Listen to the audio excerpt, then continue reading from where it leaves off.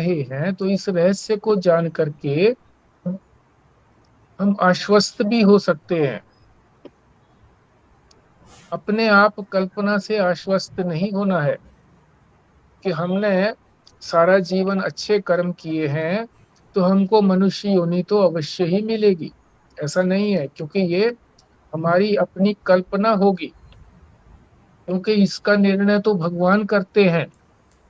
और भगवान ने उस निर्णय का मापदंड भी बता दिया, मीटर रोड बता दी कि ये मीटर है, इससे नाप करके आप अपना जान सकते हो। फिर तो वो निर्णय अपना अपना नहीं रहेगा, वो निर्णय शास्त्र का ही होगा। तो 14वें और 15वें श्लोक में भगवान यही बता रहे हैं कि योनि का निर्णय कैसे होता है, योनियों का, कौन सी योनि में मृत्यु के बाद व्यक्ति कौन सी योनि में जाएगा। तो पहले पाठ करते हैं 14वें श्लोक का। यदा सत्वे प्रवृद्धे तु प्रलयम याति देहभृत तद उत्तम विदाम लोकान अमलान प्रतिपद्यते। संजीव शर्मा जी। जी। यदा सत्त्वे प्रवृद्धे तु प्रलयं याति देहभृत् तदा उत्तम विधान लोकान अम्लान प्रतिपद्यते। भल्ला जी। जी। यदा सत्त्वे प्रवृद्धे तु प्रलयं याति देहभृत् तदा उत्तमविदां लोकान् अम्लान् प्रतिपद्यते। विमला जी।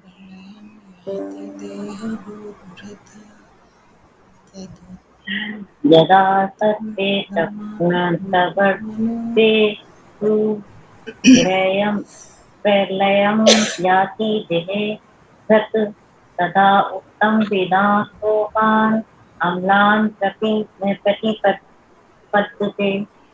भारद्वाज साहब। जी। यदा सत्त्वे प्रवृद्धे तु प्रलयं याति देहभृत् तथा उत्तम विदाम लोकान अम्लान प्रतिबद्धते। पुराना जी।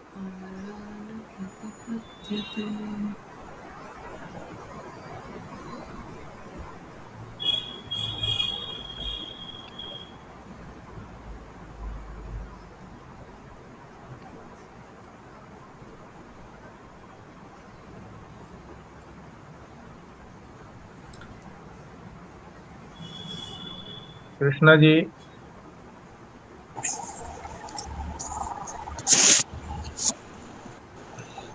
यदा सत्त्वे प्रवृद्धे तु प्रलयं याति देहभृत् तथा उत्तमविदां लोकान् अम्लान् प्रतिपद्यते। ओम। रेणु प्राशर जी। जी। यदा सत्त्वे प्रवृद्धे तु प्रलयं याति देहभृत् तदोत्तमविदां लोकानम्लान् प्रतिपद्यते। स्वस्तिका जी। हाँ जी। यदा सत्त्वे प्रवृद्धे तु प्रलयं याति देहभृत् तथा उत्तमविदां लोकान् अम्लान् प्रतिपद्यते।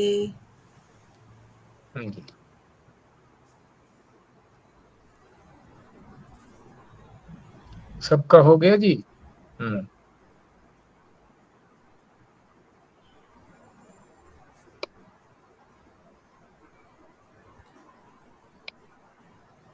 ठीक है जी। यदा माने जब, सत्वे सत्व गुण, प्रवृद्धे बढ़ता है, तू तब, प्रलयम, प्रलयम का अर्थ है प्रलय काल में, यानी मृत्यु में, मृत्यु के समय में, कहते हैं ना, खुद मरा जगत प्रलय, मरने के बाद जगत भी उसके लिए प्रलय हो जाता है, जगत नहीं रहता ये जगत मरने के बाद। याति प्राप्त होता है, देह भृत, जो देह को मैं और मेरा मानता है,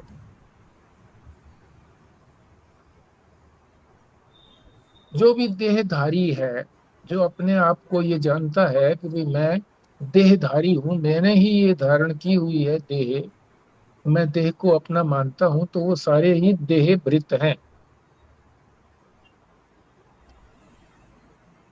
देहधारी यानी जो देह को मैं और मेरा मानता है, जब उसकी मृत्यु होती है उस समय में सत्व गुण बढ़ा हुआ होता है। फिर अगली पंक्ति में तदा उत्तम विदाम, उत्तम विदाम का मतलब है उत्तम लोक। उत्तम लोक कौन से हैं? भगवान के लोक हैं।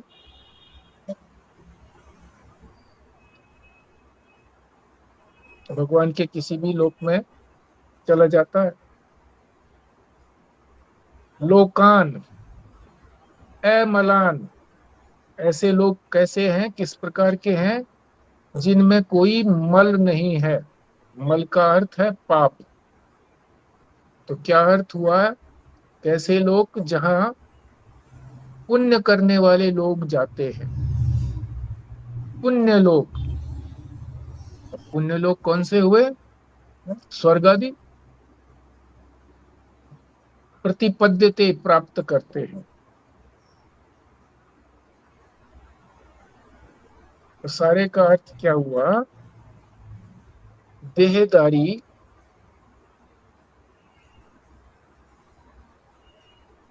जिस गुण के बढ़े होने पर, यानी सत्व गुण के बढ़े होने पर मृत्यु को प्राप्त होते हैं, तो उनको पुण्य लोकों की प्राप्ति होती है। अब इसका विस्तार से अर्थ समझते हैं। देह भृत, देह को ही मैं मानने वाला, मेरा मानने वाला, मैं और मेरा दोनों क्यों कहे?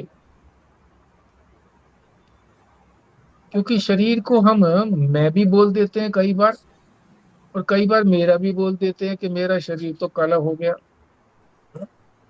और कई बार ये भी कह देते हैं कि मैं तो काला ही हो गया। ऐसा ही इंद्रियों के बारे में भी कह देते हैं। मेरी आंख, मेरी आंख से दिखना कम हो गया, या यूं ही कह देते हैं कि मुझे ही दिखना कम हो गया। इंद्रियों के बारे में भी इसी तरह से, मन के बारे में भी, मेरा मन बड़ी बिल्कुल विक्षिप्त हो गया, चंचल हो गया, बेचैन हो गया, और ये भी कह देते हैं कि मैं ही चंचल हो गया। और इसी तरह से कहते हैं मेरी बुद्धि भ्रष्ट हो गई, और ये भी कह देते हैं कि मैं ही भ्रष्ट हो गया जी। तो इसलिए मैं और मेरा दोनों कह दिए यहाँ पर। जब सत्व गुण बढ़ा हुआ होता है, अब सबको सत्व गुण बढ़े होने के लक्षण तो अभी पढ़ ही चुके हैं हम। जब प्रकाश होता है वहां पर और ज्ञान होता है, उसी समय में विवेक हो पाता है। तो ऐसे काल में, ऐसे समय में जब मृत्यु होती है तो उत्तम लोकों की प्राप्ति होती है, पुण्य लोकों की प्राप्ति होती है, स्वर्ग आदि में जाते हैं।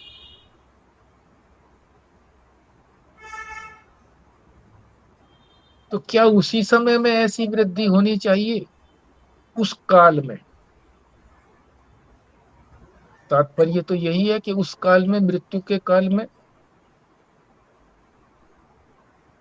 और मृत्यु का जब काल आता है तो आदमी बिल्कुल बेहोश हो जाता है, कोमा में चले जाता है। उसको मुमूर्षा बोलते हैं। मुमूर्षा, मूर्छा। मुमूर्षा का मतलब मूर्छा, अंग्रेजी में कॉमा। तो सभी लोग मूर्छा में तो चले ही जाते हैं उस समय में, ज्ञानी हो चाहे अज्ञानी हो, सभी अज्ञानी होकर के ही मरते हैं।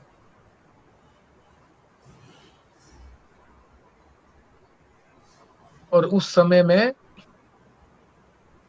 तमोगुण ही बड़ा होता है। जब मूर्छा होती है तो तमोगुण होता है।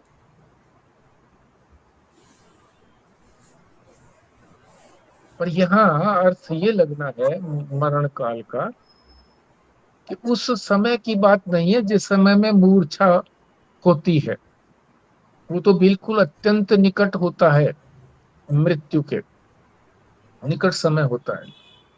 मूर्छा के काल से पहले काल के अंदर जैसी स्थिति हमारी होती है, सत्वगुण की स्थिति होती है,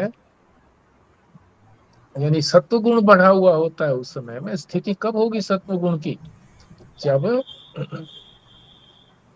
सत्वगुण जो है रजोगुण और तमोगुण को दबा करके ऊपर होगा। ऐसी स्थिति कब हो सकती है? अचानक तो ऐसी स्थिति आएगी नहीं। जिसने सारा जीवन, जन्म भर, यावत जीवन, उसको यावत जीवन बोलते हैं। यावत जीवन, सारे जीवन में सत्व गुणों से ही भरा है। अपने जीवन को सत्व गुण के कार्य ही किए हैं, सत्व गुण का ही चिंतन किया है। तो उस समय भी बढ़ा हुआ मिलेगा वो, मृत्यु काल के समय में भी।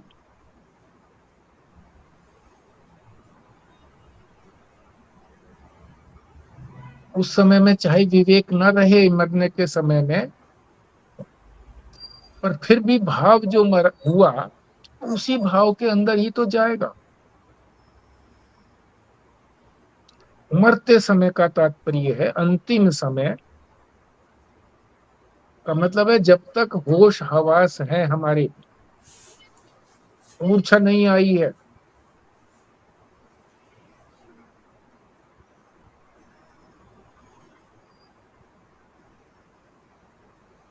बेहोशी जब आ जाती है तो फिर तो तमोगुण हो ही जाता है। मूर्छा अवस्था से पहले जब होशो हवास रहता है तो उस समय में कौन सा गुण बढ़ा होता है? सत्व गुण बढ़ा होता है या रजोगुण बढ़ा होता है या तमोगुण बढ़ा होता है? उसके अनुरूप ही, तद अनुरूप गति मिल जाएगी। गति का मतलब जाना। जाएगा कहाँ? रजोगुण तमोगुण और सत्वगुण के अनुसार ही जाएगा। इसलिए कहा है कि यदा सत्वे प्रवृद्धे तु प्रलयम याति। जब सत्व गुण बढ़ा होता है, जीवन भर जिसने प्रयास किया है सत्व गुण बढ़ाने के लिए, वही सफल होता है उस समय में। नहीं तो उस समय में सफल नहीं हो पाता।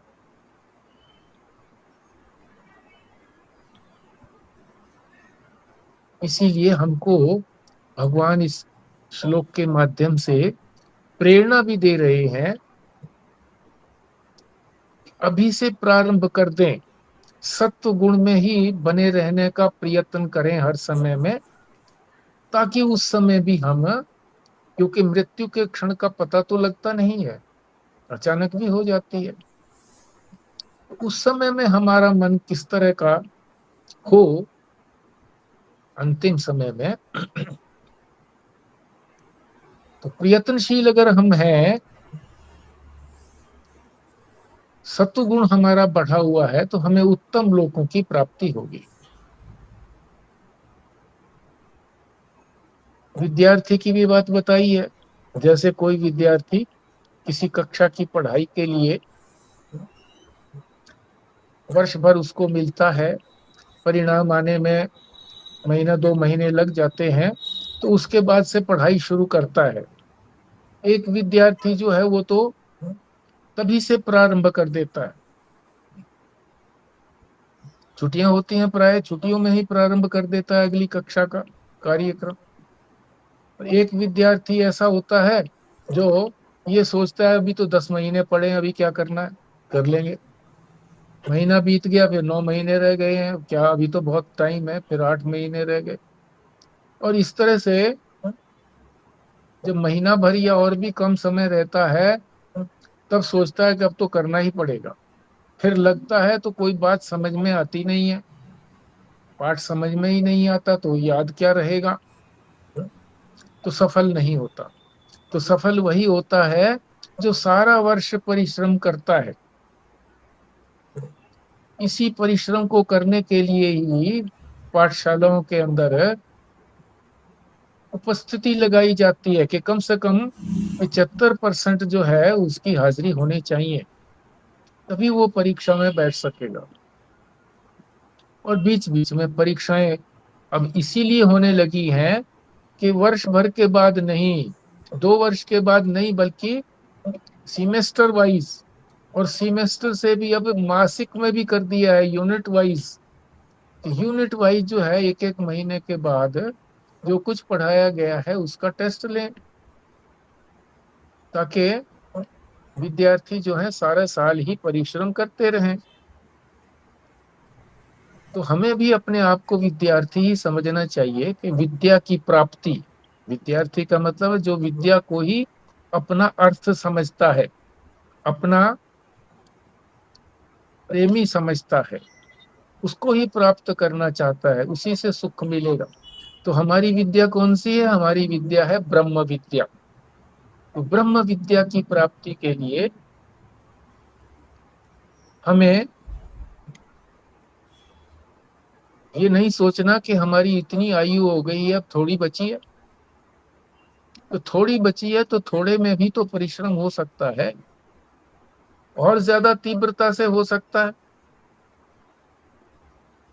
जब जागो तब सवेरा, अभी जाग जाएं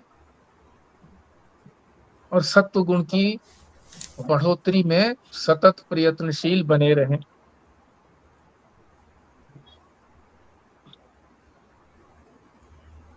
तो वहां जो उत्तम लोकों में जाते हैं वो कैसे हैं लोक?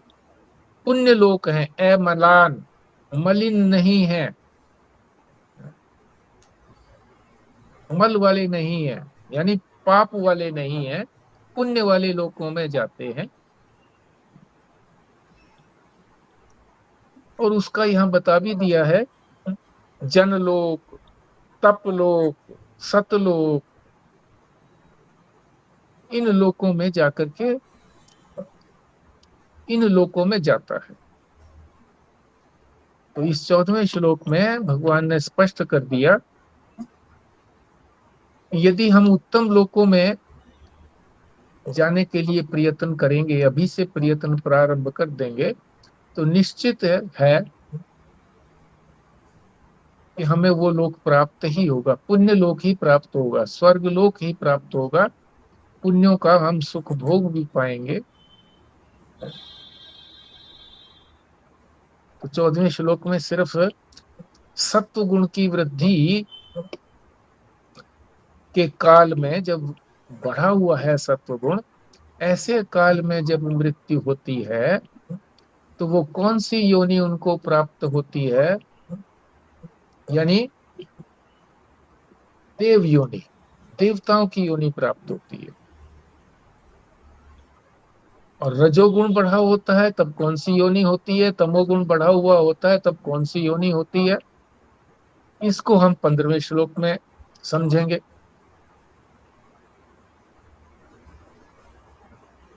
तो इसमें कोई शंका हो तो इसको कर लेते हैं, नहीं तो फिर आगे बढ़ते हैं।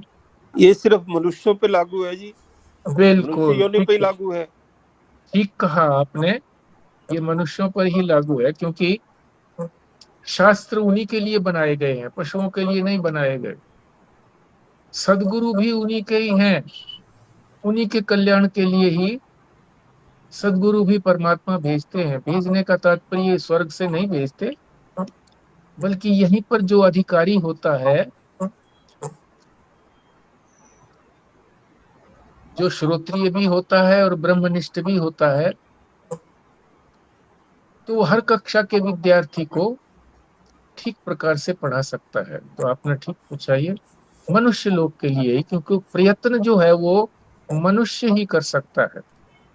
दूसरे प्राणी जो हैं वो नहीं प्रयत्न कर पाते, क्योंकि वो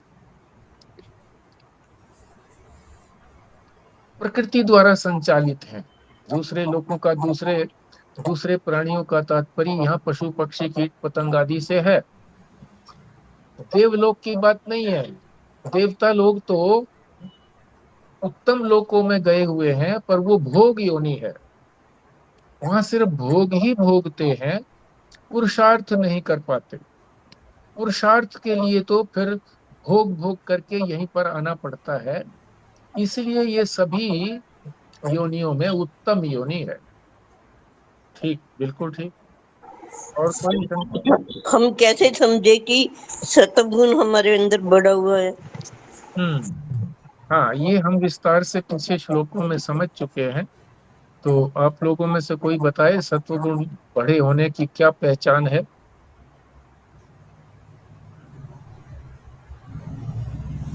प्रकाश और ज्ञान। बिल्कुल, ठीक। दो शब्द बताए हैं खुराना जी ने, प्रकाश और ज्ञान। प्रकाश में सारी चीजें बिल्कुल स्पष्ट दिखाई देती हैं,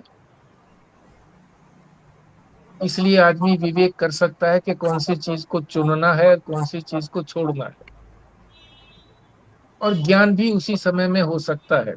विवेक करके फिर आगे बढ़ेंगे तो ज्ञान की तरफ ही बढ़ेंगे। सारी इंद्रियों में भी उस समय में हमारे अंदर प्रकाश होता है, ज्ञान भी होता है। उसी समय हम वस्तुओं का ठीक ठीक आकलन कर सकते हैं, अनुभव कर सकते हैं। दूसरे किसी रजोगुण के अंदर भागते भागते, अब कोई बहुत बड़ा पंडित है, लोटा हाथ में लिए हुए है, शौच के लिए जा रहा है। एक आदमी आगे से आ गया, पंडित जी मेरे को ये बताइए कि मेरे क्या लिखा हुआ है, मेरी हथेली पे क्या लिखा हुआ है, मेरा क्या होना है अगले जन्म में, वो क्या होगा, या इस जन्म में जो है मेरे को क्या क्या होगा, कैसे होगा, तो नहीं बताया जा सकता, क्योंकि उस समय में वो रजोगुण के अंदर है। ज्ञानी भी शौच के लिए जा रहा है। इसीलिए कहते हैं जब आसन पर बैठा हो तभी उससे बात होती है। इसीलिए डॉक्टर भी जो है अपनी टेबल पर जाकर के ही हॉस्पिटल में होने पर रास्ते में किसी से ज्यादा बात नहीं करते हैं, महत्वपूर्ण बात नहीं करते हैं, अपने ठिकाने पर बैठ करके ही सभी करते हैं। सभी की यही बात है, व्यापारियों की भी यही बात है। जी, प्राय ऐसा देखा गया है कि हमारे यहाँ ना मृत्यु से पूर्व भी जो परिजन होते हैं वो उस टाइम पे कुछ ना कुछ भगवान के नाम का जप करते हैं या कुछ करते हैं या कोई श्लोक सुनाते हैं या अक्सर महामृत्युंजय जप का पाठ चलता है, ताकि हम भी जो परिजन है वो भी यही चाहते हैं कि जब व्यक्ति की मृत्यु हो तो उस टाइम वो सत्वगुण में रहे। बिल्कुल ठीक बात है। ये भी इसी दृष्टिकोण से कहा जाता है कि अगर उसके अंदर कुछ सेंसेस अभी हैं भी, चाहे वो बोल नहीं पा रहा, कई बार ऐसे होता है कि बोल तो पा नहीं रहा पर है सेंसेस के अंदर, तो नहीं बोल पा रहा है, सेंसेस के अंदर है, तो उस समय में जो भी कुछ उसको श्रवण होता है तो उससे उस सत्व गुण ही बढ़ेगा ना। शास्त्र की बात को सुनेगा, गीता को, किसी उपनिषद को, या जो भी सुनाएंगे अच्छी बात सुनाएंगे तो सत्व गुण ही बढ़ेगा ना उस समय में। इसी दृष्टिकोण से किया जाता है कि उसकी गति जो है वो ठीक स्थान पर गति हो जाए, ठीक स्थान पर जाए। गति दो अर्थों में होती है, चलने में भी होती है और ज्ञान में भी होती है, कि वो अगले जन्म में जाकर के कौन सी कौन से ज्ञान के अनुसार वो जाकर के वहां प्रविष्ट होगा? एक बार आपने एक कहानी भी सुनाई थी कि जब किसी व्यक्ति की मृत्यु होने वाली थी तो उसने अपने सारे परिवारजनों को बुला लिया, और जब सब उसके बच्चे और सब लोग उसके आसपास बैठे थे तो उसने एक देखा सबको और फिर बोला, अरे तुम सब यहाँ आ गए तो दुकान पे कौन बैठा है? तो फिर इस बात से ये लगता है कि जैसे उसका रजोगुण बढ़ा हुआ था उस टाइम पे। बिल्कुल ठीक कहा, बिल्कुल ठीक कहा। मरते समय कई दफा कहते हैं जी गुरु का ध्यान करो या नाम जपो, तो उसका भी यही मतलब है जी, बिल्कुल यही सत्व मतलब। बढ़ाना। बिल्कुल बिल्कुल बिल्कुल। हाँ, उस समय क्योंकि सेंसेस में होता है, कहने की बात यही है कि भाई उस समय सेंसेस होता है तो करिए, जब करिए जो भी कुछ करना है उस समय में सत्व गुण ही की ही क्रिया करें, सत्व गुण का ही चिंतन करें।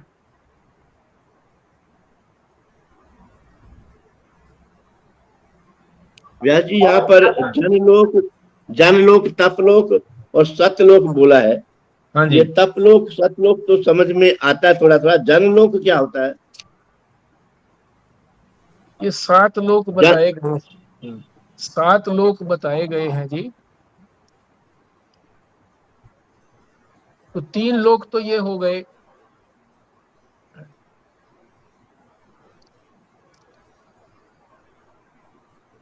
कई नाम है, 7 लोक ऊपर है 7 लोक नीचे है, ये याद नहीं रहते, कई बार सुना हुआ भी है कि 7 लोक। ओम भूर ओम भुवः ओम सुवः ओम महः ओम जनः ओम तपः ओम सत्य। हाँ, ये ठीक बात ऊपर है, के 7 लोग है। बिल्कुल ठीक कही बात। चाहे ओम हटा दो इसके साथ तो बाकी सारे वही बच जाएंगे। फिर बोलिए कृष्णा जी। मैं तो ओम से ही आवे उच्चारण। हाँ, ओम से ओम ही बोलिए। ओम भूर ओम भुवः ओम महः ओम जनः ओम तपः ओम सत्यम ओम सुवः है, बीच में एक सुवः है। ओम भूर ओम भुवः ओम सुवः ओम महः ओम जनः ओम सत्यम। ठीक है।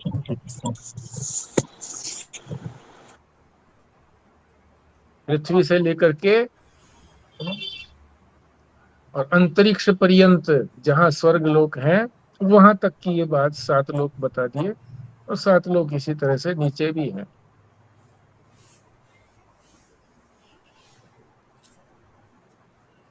अब जो है रजोगुण जब बढ़ा हुआ होता है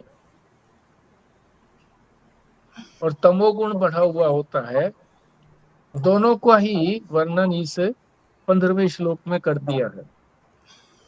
पाठ करते हैं। रजसी प्रलयम गत्वा कर्म संगिषु जायते तथा प्रलीनः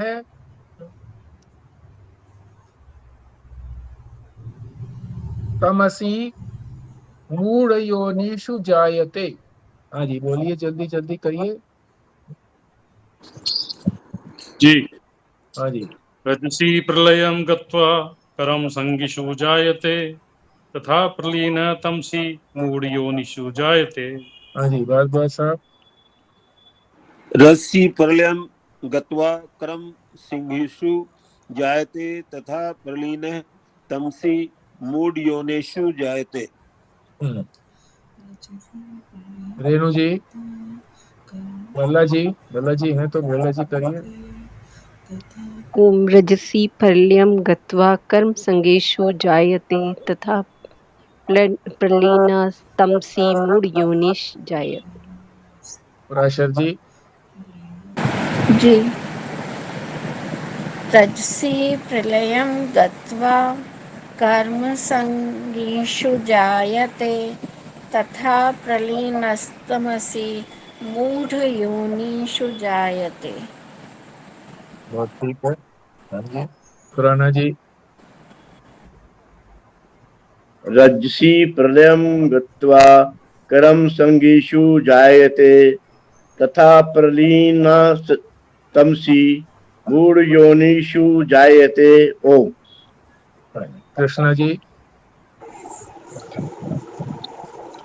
रजसी प्रलयं गत्वा कर्मसङ्गेषु जायते तथा प्रलीनः तमसि मूढयोनिषु जायते। ओम। स्वस्तिका जी। जी। रजसी प्रलयं गत्वा कर्मसङ्गीषु जायते तथा प्रलीनः तमसि मूढयोनिषु जायते। ठीक है जी। हाँ। रजसी, जब रजोगुण मैं पढ़ा। हाँ जी, तो रेडी। हाँ बोलिए। रजसी प्रलयं गत्वा कर्मसङ्गसु जायते तथा प्रलीनः तमसि मूढयोनिषु जायते। रजसी, रजोगुण।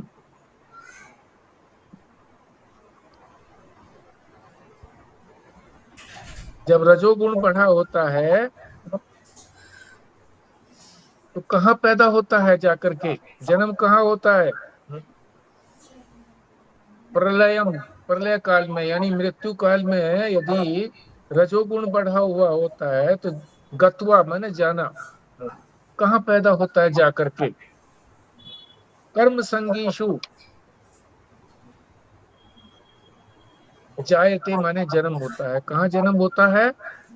कर्म संगीषु, कर्म में आसक्ति वाले लोग, जो सारी उम्र कर्म में लगे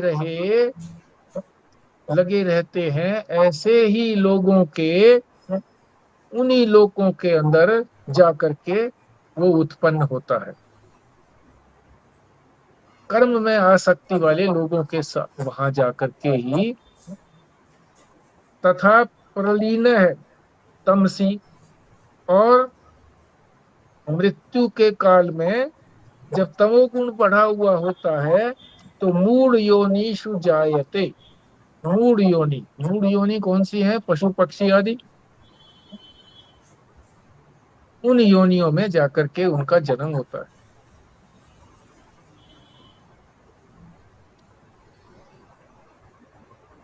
तो रजोगुण और तमोगुण बढ़ा होने का मतलब ये है कि जिन्होंने सारी उम्र रजोगुणी कार्य किए हैं, हर समय कर्म में ही लिप्त रहा है, तो अंत काल में भी वो रजोगुण में ही उसकी मृत्यु होगी। और इसी तरह से जिसने सारी उम्र कर्म भी नहीं किया, सत्वगुण तो करना ही, सत्वगुणी कार्य तो करना ही क्या था, और तमोगुण में ही लगा रहा, तो तमोगुण वाली योनियां मिलेंगी उसे, पशु पक्षी आदि। तो रजोगुणी को पहले बता रहे हैं ठीक प्रकार से, जिसमें रजोगुण प्रधान रहता है। जब मरता है तब रजोगुण प्रधान रहता है।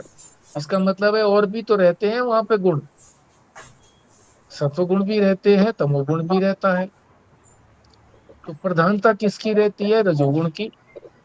तभी तो वो उन दोनों को दबा करके ही तो रजोगुण बढ़ा हुआ मिलेगा।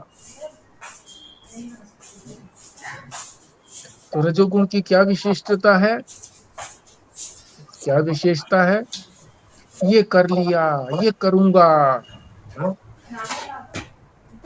ये प्राप्त कर लिया है, ये प्राप्त और करूंगा, हर समय उसको यही उत्साह बना रहता है। शांत होने की अवस्था नहीं आती कि अब बहुत हो गया, अब जरूरत नहीं है, अब शांत हो जाओ, अब क्या करना है, बहुत कर लिया है, सारा जीवन यही तो किया है। ऐसा नहीं होता। इसी को कहते हैं कर्म संग, यानी कर्म के साथ ही संग बना रहे सारी उम्र।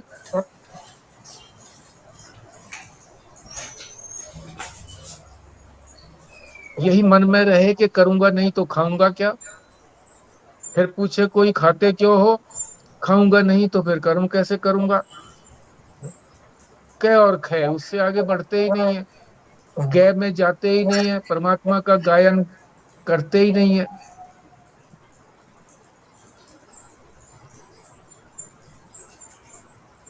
तो वो ऐसे ही लोग जहां पर होते हैं वहीं पर वो भी जाता है, जो कर्म में आसक्त होते हैं उन्हीं के बीच में जाकर के वो उत्पन्न होता है, ऐसे ही परिवार में जाकर के उत्पन्न होता है। शास्त्रीय योनियां, शास्त्रीय कर्म तो दूसरी योनियों में ही होंगे। शास्त्रीय कर्म, जैसे भारद्वाज साहब ने पूछा था कि मनुष्यों के सिवाय दूसरे का अधिकार ही नहीं है। शास्त्रीय कर्म जो है वो दूसरी योनियों में तो होने का मतलब ही नहीं है। लौकिक कर्म भी पशु पक्षी के सीमित ही होते हैं। लौकिक कर्म सीमित क्या होते हैं?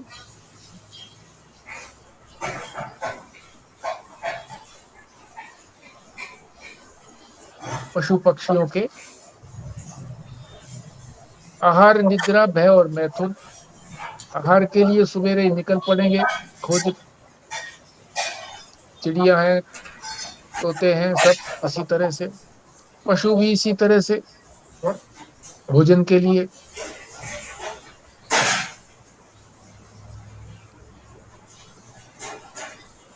भय, जब डंडा कोई दिखाता है तो भागते हैं, हरी घास दिखाता है तो उसकी तरफ आते हैं। संतानोत्पत्ति और निद्रा। आहार, निद्रा, भय और मैथुन, ये चारों पशु पक्षी आदि योनियों में ही मिलते हैं। शास्त्र का तो तात्पर्य ही नहीं है इन लोगों के, इनके साथ इन योनियों वाले प्राणियों में।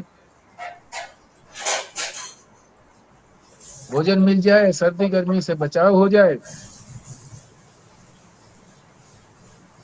ऐसा ही उनका रहता है। आजकल भी लोग यही करने लगे हैं। ये भी तो सरकार, एक भोग योनि हुई जी। भोग योनि, बिल्कुल भोग योनि, भोग योनि।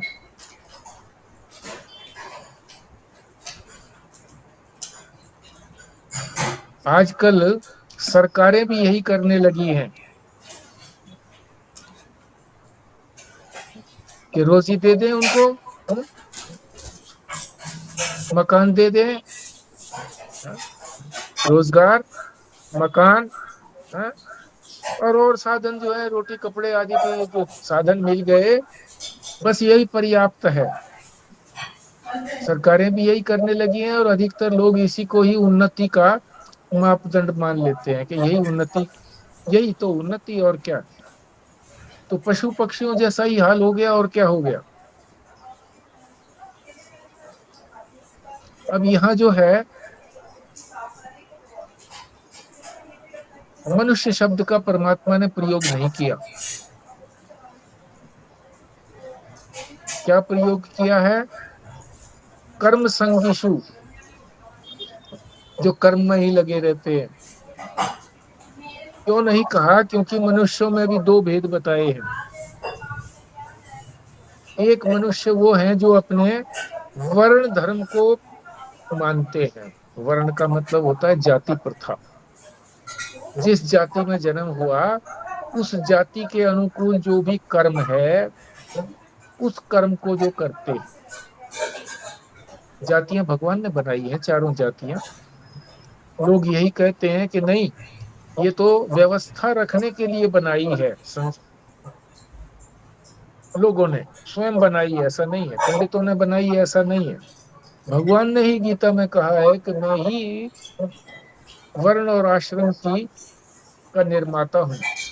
चारों आश्रमों का, ब्रह्मचारी आश्रम, गृहस्थाश्रम, वानप्रस्थ आश्रम और संन्यास आश्रम, इन चारों आश्रमों का और चारों वर्ण का यानी जातियों का मैं ही निर्माता हूँ। और उनके लिए कर्म भी बताए हैं कि ये कर्म करोगे तो तुम्हारा इसी जाति में रहते हुए, इसी आश्रम में रहते हुए, आश्रम का तात्पर्य वही बताया कौन सा आश्रम है जिसका तुम्हारी उन्नति होगी, तुम आगे बढ़ पाओगे। तो एक तो ऐसे हैं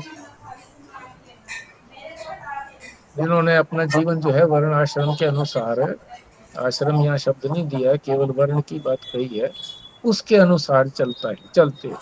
दूसरे ये है कि उन्होंने ऐसा नहीं चुना, जिस आश्रम में, जिस जाति में, जिस वर्ण में वो पैदा हुए होते हैं, वो नहीं चुना उन्होंने। ठीक है, नहीं चुन पाते। कौन से हैं? ब्राह्मण, क्षत्रिय और वैश्य, तीनों को जो कहते हैं रमणीय, रमणीय योनिया।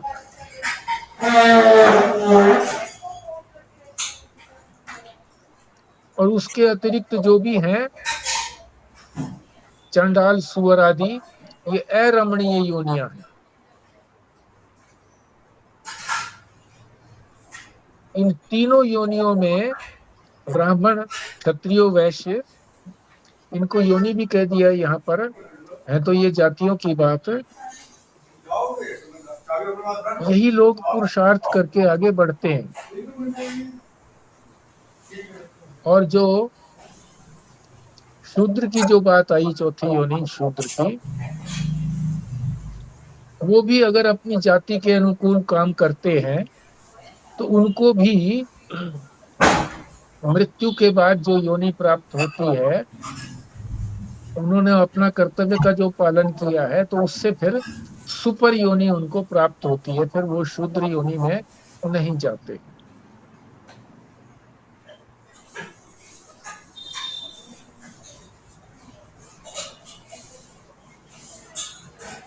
ये जो बताया है,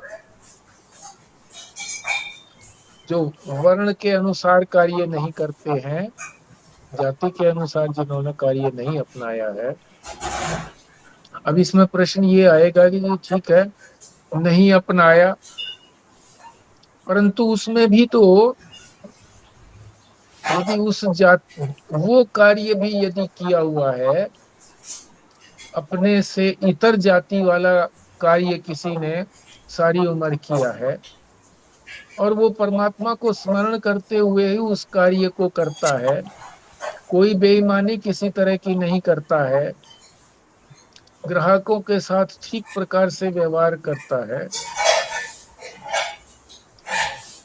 अब वो चुन तो नहीं पाया अपने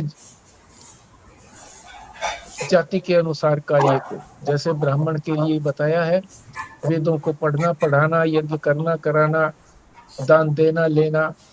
क्षत्रिय के लिए बताया है अत्याचार का सामना करना, देश की रक्षा करना। इसी तरह से वैश्य के लिए बताया है कि वो कृषि कार्य करें, व्यापार करें। आजकल एक दूसरे की जाति के कार्यों को नहीं करते हैं, अपनी अपनी जातियों से अनुसार नहीं करते हैं, दूसरी जातियों का कार्य जो है उसमें भी प्रवेश कर जाते हैं। पर यदि वो उसका भी उचित प्रकार से पालन करते हैं तो वो भी कल्याण के ही भागी होते। तो तम योनि किसको, तमोगुण जब बढ़ा हुआ होता है तो कौन सी योनियां प्राप्त करते हैं? यही पशु पक्षी कीट पतंग, ये योनियां उनको मिलती हैं।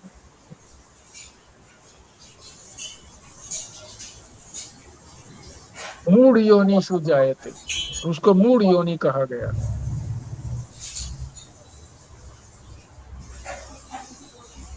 कुकर कुकर, चांडाल आदि। तो इस श्लोक में भगवान ने रजोगुण और तमोगुण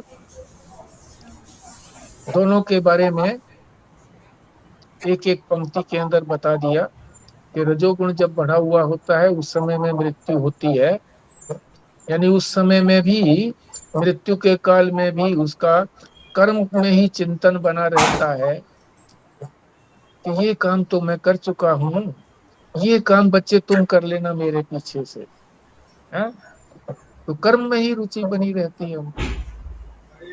तो वो रजोगुण उनका बढ़ा हुआ होता है, तो उसके अनुसार उनको फिर आगे ऐसे ही लोगों के अंदर जाकर के जन्म होता है जो कर्म में ही आसक्त होते हैं। और तमोगुण वाले जो हैं वो तो भोग योनि भोगते हैं, पशु पक्षी आदि हैं। उनके लिए कोई शास्त्र भी नहीं है, कोई उपदेश भी नहीं है। तो इस प्रकार से भगवान ने हमें बता दिया, प्रेरणा दे दी कि हम सभी जो हैं प्रयत्नशील रहें ताकि मृत्यु के समय हम सतोगुण में ही बने रहें। उससे हमें उत्तम लोकों की प्राप्ति होगी, स्वर्ग आदि लोकों में हम जाएंगे। अन्यथा तो फिर ऐसे लोगों के बीच में जन्म होगा जो कर्म में लगे हुए हैं, रजोगुण वाले हुए तो, और तमोगुण वाले हो तो पशु पक्षी कीट पतंग आदि में जाए। अब आप बोलिए इसके बारे में, तीनों गुणों के बारे में जो भी कुछ आपने बोलना है। योनि का निर्णय भगवान ने 3 गुणों के माध्यम से, और मृत्यु काल में कौन सा गुण बढ़ा हुआ है उसके अनुसार योनि प्राप्त होती है, इस शंका का निवारण कर दिया, हमें प्रेरित भी कर दिया कि हम उत्तम से उत्तम कार्य में संलग्न रहे, उसी प्रकार का चिंतन करते रहे यावत जीवन, जितना जीवन बचा हुआ। जी ये ये तो ये हुआ जैसे मनुष्य योनि में बताया था कि ये तीनों गुण मनुष्य में ही हैं। बाकी पशु पक्षियों में ये योनि, तो उसमें कैसे निर्धारण होता है इसका, बाकी योनियों में कि वो कौन सी योनि में जाएंगे? वो तो भोग योनियां हैं, जब उनका भोग पूरा होगा तब उनको दूसरी योनि की प्राप्ति हो सकती है। अब वो भोग कब पूरा होता है पता नहीं लगता, अनंत काल बीत जाता है इसी तरीके से पशु पक्षी आदि योनियों में ही।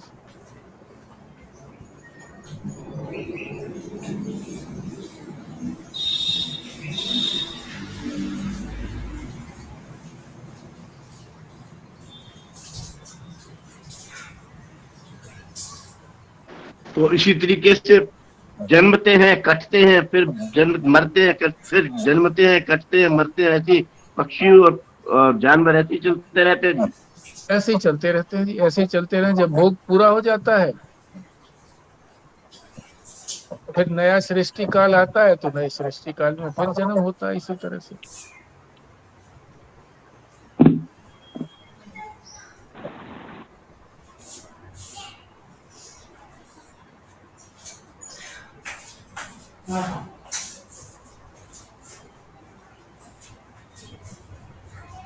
एक स्वस्तिका का कल एक प्रश्न था, इसी पे था, लिंक पर ही,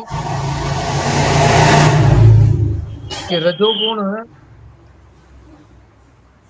और सत्वगुण का कार्य उसमें बताया था ना, उसी श्लोक के अंदर बताया था कि तमोगुण से तो सीधा प्राप्त करते हैं हम, और रजोगुण और सत्वगुण से के कार्यों से हमको मिलता है। तो कौन से श्लोक की बात थी?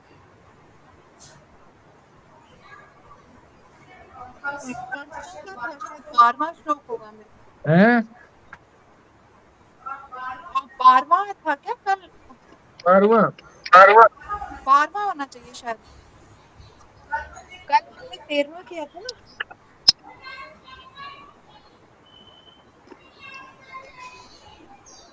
नहीं, ये 12वां नहीं होगा, 12वां तो नहीं होना चाहिए। 13 श्लोक में क्वेश्चन किया। 13वां श्लोक होगा।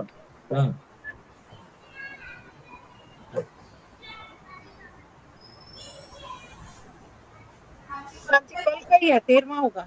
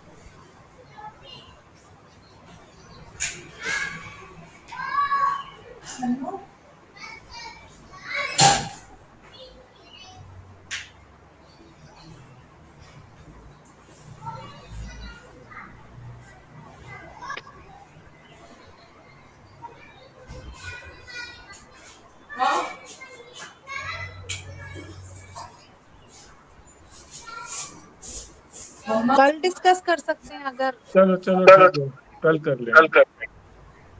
ठीक है। व्यास जी, ये जो यहाँ बताया कि रोटी कपड़ा और मकान मिल गया, बस इसी में ही लगे रहते हैं, तो हम अब मनुष्य होने से, विवेकी होने से, और इसमें जो अब कर रहे हैं हम साधन यतन, ये यही मतलब है जो करना चाहिए।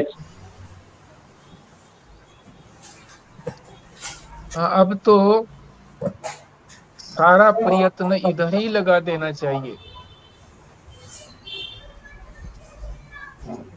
जो प्रयत्न, जितना प्रयत्न इधर लगाएंगे उतनी ही तो उपलब्धि होगी ना। जी,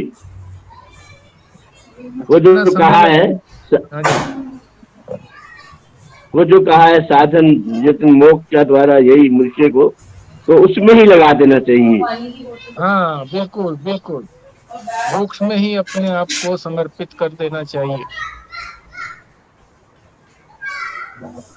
और मोक्ष के लिए तीन प्रयत्न, तीन सीढ़ियां हैं ही। कर्मयोग भी, कर्म करें तब भी परमात्मा की दृष्टि रख करके कर्म करें, भक्ति करें तब भी परमात्मा की ही भक्ति करें, संसार की भक्ति न करें। और ज्ञान भी हो तो संसार का ज्ञान नहीं, परमात्मा का ही ज्ञान प्राप्त करना है, अपनी आत्मा का ही ज्ञान प्राप्त करना है। तो अब जो ये अध्याय चल रहे हैं, 13वें अध्याय से लेकर के 18वें अध्याय तक, ये ज्ञान प्राप्ति के ही साधन इसके अंदर बताए जा रहे हैं। और ज्ञान प्राप्त करके क्या लक्षण होते हैं ये भी यहाँ बताए जाएंगे।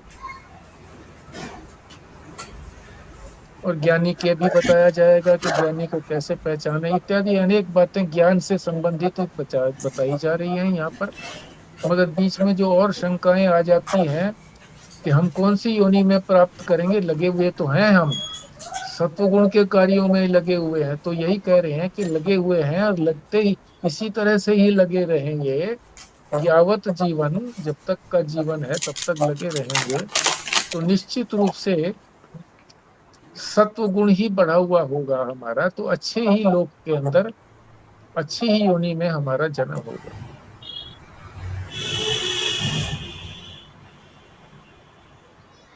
जी, ऐसा क्यों होता है हाँ जी, कि आप ही सुबह आके 4 बजे जगाते हो, सुस्ती आने लग जाती है?